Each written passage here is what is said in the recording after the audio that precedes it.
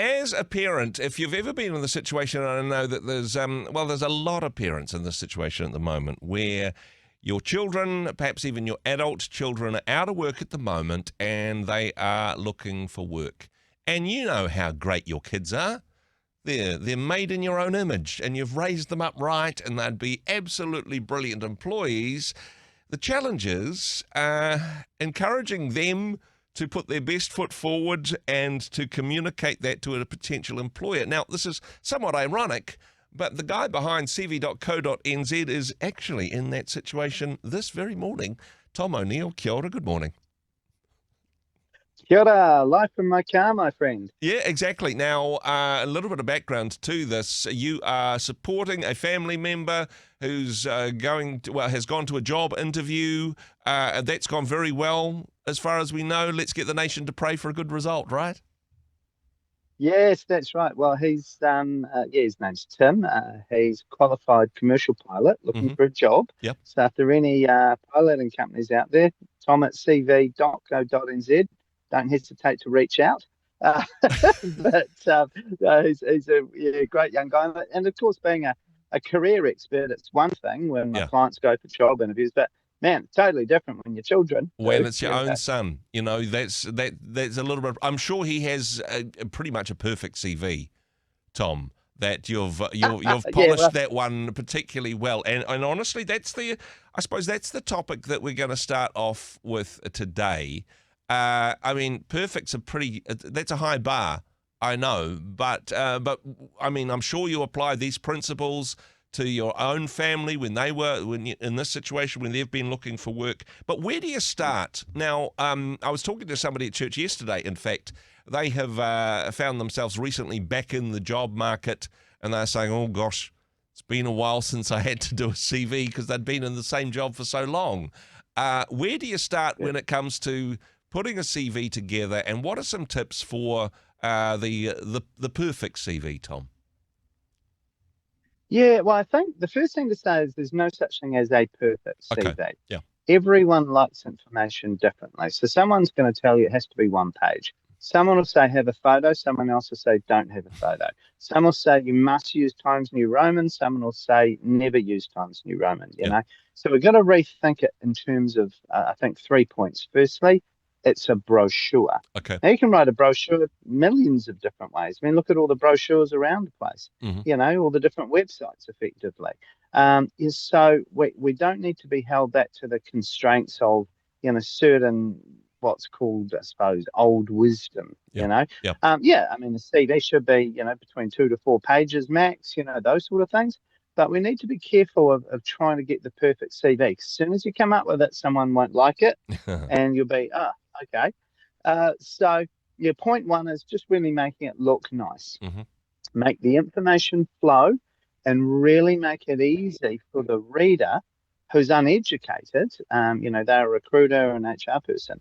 They're not a wastewater engineer or a commercial pilot. Yeah. They're having that first look to try and understand the value of the person. And so the first thing you want to do is just give it really nice flow and make it nice to read.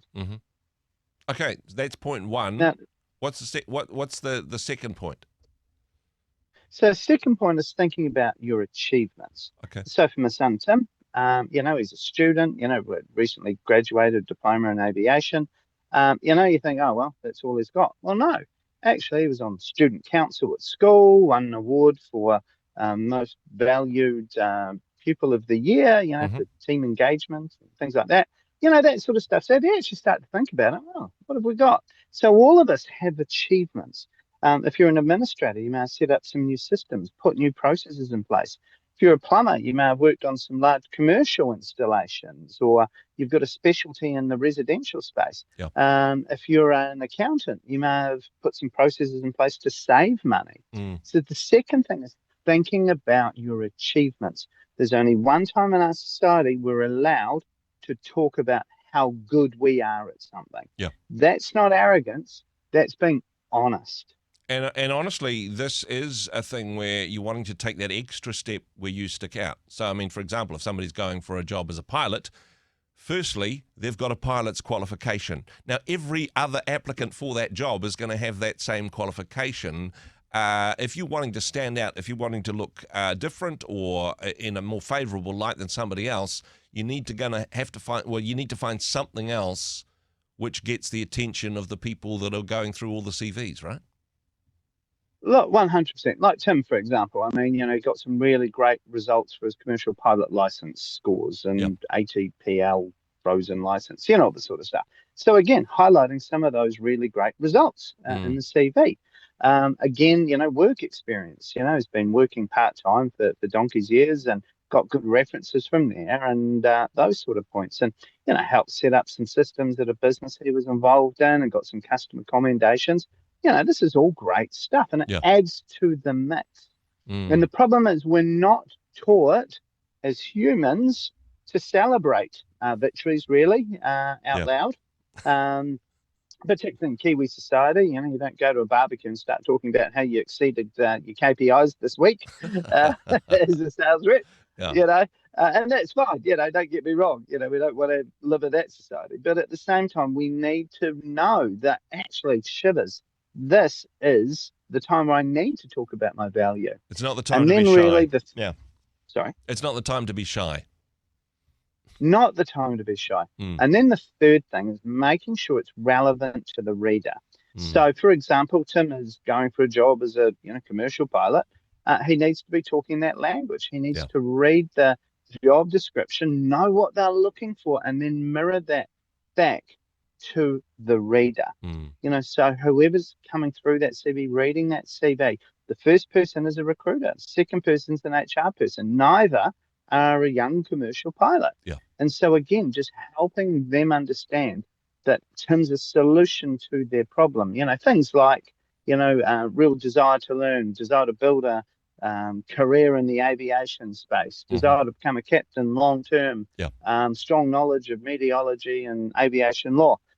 This is what they're wanting to see. So making sure, you get these cues from the job description and the job advertisement. So making sure those things are front-loaded into the front part of your CV and your summary. Wonderful wisdom and advice indeed. Certainly wish your son all the best with what happens next in terms of the interview process. And you got the whole nation praying for him as well. So I'm sure that helps us, please pray. As well as an excellent CV. Tom, just finishing up here. Look, I know you offer consultancy services. This is what you do. This is your actual way of earning money. But if somebody were to go to cv.co.nz, they're scratching their head, they're trying to put a CV together. Lots of information available there online for free as well. People can get some tips there. Absolutely. Look, I'm very happy. Email me, tom@cv.co.nz. Send me your CV. I'm happy to give you free and honest, fair and honest assessment of it, free of charge. And I'll also send you a copy of my book, You're Hired, Essential Guide to Job Hunting and Personal Branding, free of charge for good old Rhema listeners. Wow, thank you so much indeed for your generosity, and we'll pay you back in prayer for your son and his job prospects. Tom, have a great week. Thanks for joining us. God bless, mate. Thank you so much. Hey, thanks very much for joining us in the Rhema studio. Thanks very much for watching the interview. It's kind of nice to have an audience, actually. And if you did like what you watched, then do give us a like, do give us the thumbs up. And if you'd like to see more interviews like that one, or perhaps even better, subscribe and those interviews will come straight to you. Don't forget to turn on your notifications, and we'll see you in the next one. Cheers.